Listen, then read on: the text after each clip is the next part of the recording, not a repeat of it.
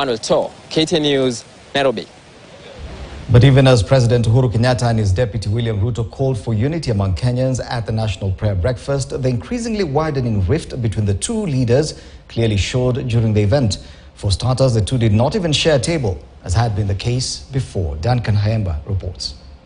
That the president and his deputy are no longer at ease has been an open secret to all and sundry, as their tenure at the helm of the country's leadership continues thinning out with 2 months to go.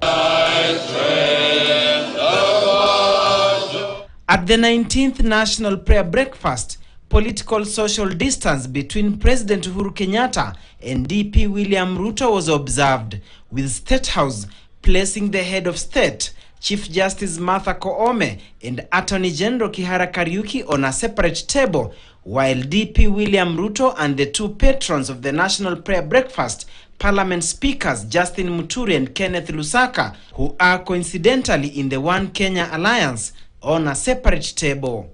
This being a departure from the past. For instance, the 2019 National Prayer Breakfast, where the president, his deputy, the two speakers, as well as invited dignitaries from outside the country, all sat on a round table.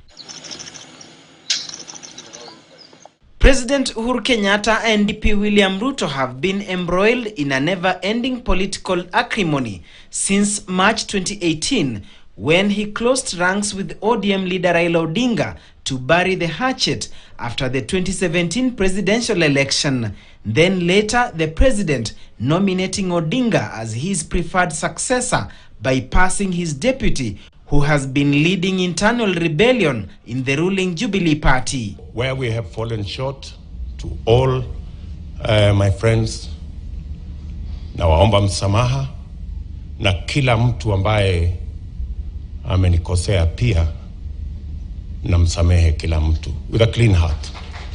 Mine is to wish that we will end up much more united and stronger after this election than ever before.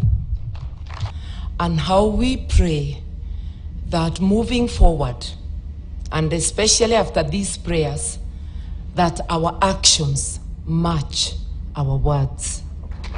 And when the event ended, President Uhuru Kenyatta left first, accompanied by the Chief Justice, with Deputy President Ruto and the two speakers following behind. Duncan Haemba, KTN News.